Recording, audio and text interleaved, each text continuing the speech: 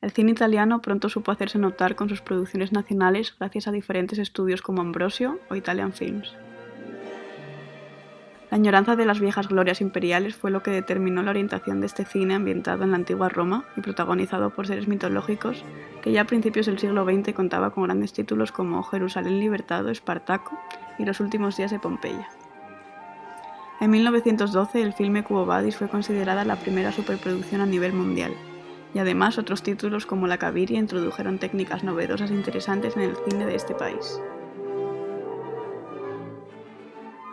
Pero Italia, y con ello su cinematografía, sufrió su primer derrumbe con la Primera Guerra Mundial, donde en una primera instancia adquirió una posición neutral que más tarde desembocaría en el acceso al conflicto con una posterior crisis económica que azotó todos los ámbitos de la sociedad italiana. Esas mismas producciones costosas que habían permitido abrir el camino en la cinematografía del país fueron las que, debido a esta bancarrota que impedía filmar nuevas producciones, sometieron a las pantallas italianas, tal y como en el resto de Europa, a la hegemonía hollywoodiense.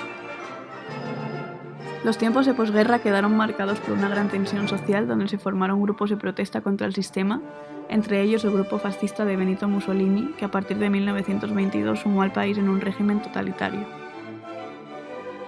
En esta época el cine fue usado con los intereses propios del gobierno fascista, se construyeron nuevos estudios, entre ellos Cinecittà y el Centro Experimental de Cinematografía de Roma, generando puras producciones propagandísticas con la intención de adoctrinar al pueblo y fomentar el pensamiento del régimen. También reinaban las comedias normalmente conocidas como comedias de teléfono blanco, para entretener a las masas que reflejaban las tranquilas vidas sin preocupaciones de las familias más pudientes, ya que Mussolini creía que estas eran las que reflejaban la sociedad italiana. La Segunda Guerra Mundial finalizó en 1945 con la derrota definitiva del Eje, conformado por Alemania, el Imperio de Japón y la Italia fascista, frente a los aliados. Ese mismo año Italia había afianzado su liberación, iniciada en 1943 con la invasión aliada en Sicilia, con la captura y ejecución de Mussolini por parte de un grupo partisano. Tras la guerra, Italia quedó devastada económicamente y marcada tanto por la experiencia fascista como por la lucha de la resistencia partisana. El fin de la guerra dejó a su paso en Italia destrozada y en ruinas. Lo que en su momento fue una de las ciudades más hermosas, ahora era escombros, lo que generó en los habitantes un instinto de subsistir y así formar una nueva sociedad.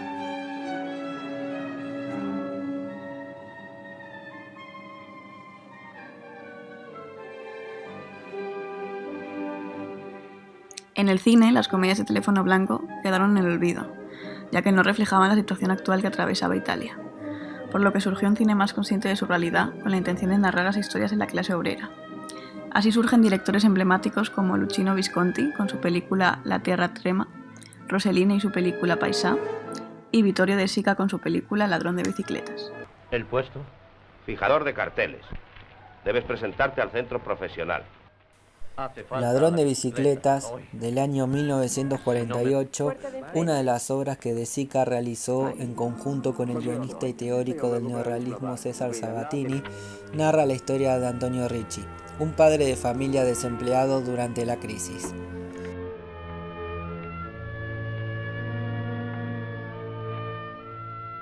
Ricci consigue empleo, pero para realizarlo necesita una bicicleta, que pierde en un robo el primer día de trabajo.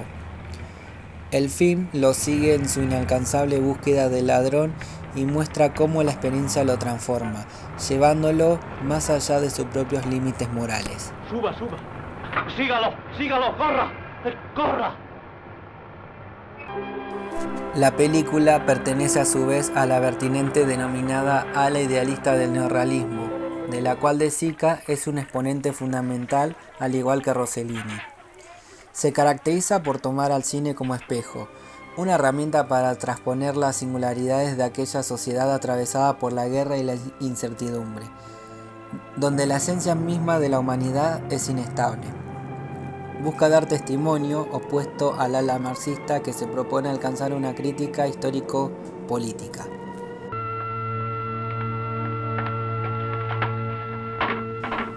Ladrón de bicicletas evidencia la crudeza de la realidad de Italia en cada uno de sus escenarios. 1, 2, 3, 4 y 5. Gracias. Buenos días. Reflejando la lucha de la clase obrera y el desempleo en las multitudes que buscan trabajo, o las familias que deben recurrir a las casas de empeño y renunciar a sus posesiones. Muestra la pobreza y el hambre que azotaban al país, donde se reducen las alternativas y sacude numerosamente a comedores comunitarios, y la agravada desigualdad social, donde la brecha entre la minoría pudiente y la mayor parte de la población que enfrenta la miseria es más abismal que nunca. ¿Y la sopa? Después, el cacharro hace falta. Quien haya venido aquí por la primera vez, sepa que los cacharros deben llevarse al patio. Eso es. Vamos, no perdéis el tiempo. Vamos, pronto, venid. Sin embargo, el film se caracteriza por su humanismo, ya que su enfoque no es histórico, sino que aborda este contexto a través del punto de vista de los personajes, tanto desde la adultez como la niñez. Anda, siéntate. De momento no hay nada que hacer. Ahora vamos a casa. Siéntate, anda.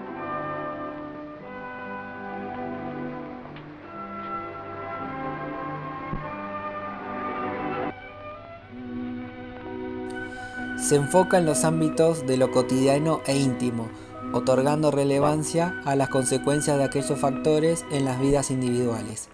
Son sus miradas las que recorren el espacio, otorgándole sus propias sensaciones, y son sus realidades las que se ven dañadas por la crueldad del contexto.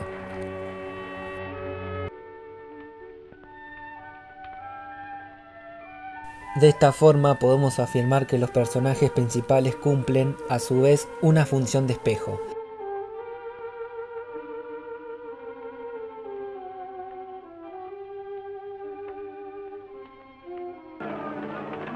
Richie encarna en cada una de sus transformaciones a una humanidad que oscila entre la esperanza y la desesperación, que pierde lo que acaba de recuperar una y otra vez, hundida en un pesimismo insuperable, pero que parece activar la salida de un horizonte siempre lejano.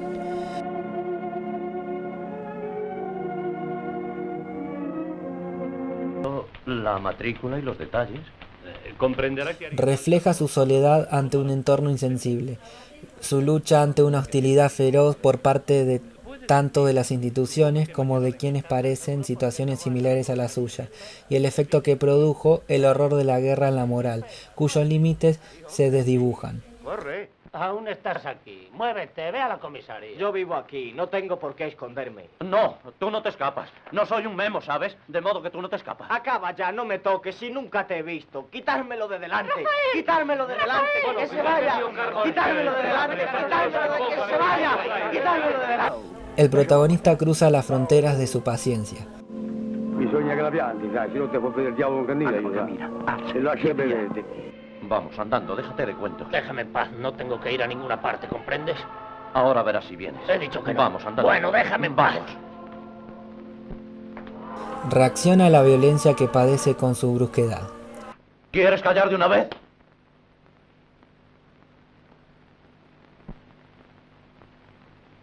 Yo no le quiero. ¿Qué refunfuñas? Eres malo. Vamos, ven aquí. No, no quiero Vamos, ir. ven aquí. No, ¿Quieres venir o no quieres venir? no quiero ir. Bruno. Vamos, a prisa. Mira qué tipo de niño tengo. Vamos, No, ¿por qué me has pegado? porque te lo mereciste. Anda, ven conmigo. No quiero ir. Vete tú solo. Te he dicho que vengas. Llega, en su punto cúlmine, su estado más humano, a intentar replicar la acción de quienes provocaron su pérdida y dolor.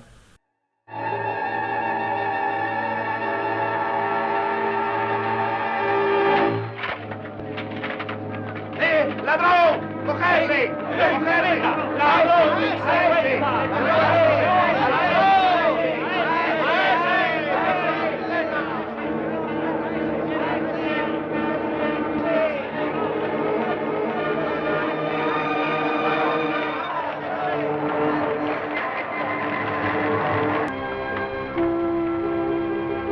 Adiós, papá. Adiós. Adiós, papá. Adiós. Buenos días. Al mismo tiempo, podemos ver en el personaje de Bruno, su hijo, el punto de vista de una infancia perdida que enfrenta problemas y preocupaciones de adultos, que tienen la exigencia de trabajar, pero cuya participación es aún minimizada y excluida. Fíjese, está sin necesidad. Hace 3 días que la... Lárgate de ahí, chico. ¡Pero te has vuelto loco! No, quería calmar el calor de ese tío. Cuidado, la poli. Muestra la entereza de un adulto. Se expresa como tal, pero en los momentos en donde se lo lastima, en su llanto, se recuerda el carácter de su niñez. 2000 de extraordinario, más los subsidios familiares, hacen 800 liras al día. Bruno es el nexo con una generación que nació en un mundo de guerra, padeciendo una desilusión temprana por la humanidad y su futuro. Es su mirada la que carga el peso de la sensibilidad del film, como se evidencia en la escena final. El espectador siente a través de él la caída de la figura del padre, que refleja la pérdida de la fe y la certidumbre de toda la humanidad. Es posible concluir entonces que el film, en tanto idealista, busca testimoniar aquella realidad, pero que lo hace siempre desde lo humano, lo sensible y lo habitual. Debido a la forma en que los puntos de vista de los personajes organizan e imponen sus propias emociones en el espacio que los rodea. Ladrón de bicicletas no solo da cuenta del estado crítico, social y económico, sino que conmueve al espectador acercándolo al dolor desde lo más singular e íntimo.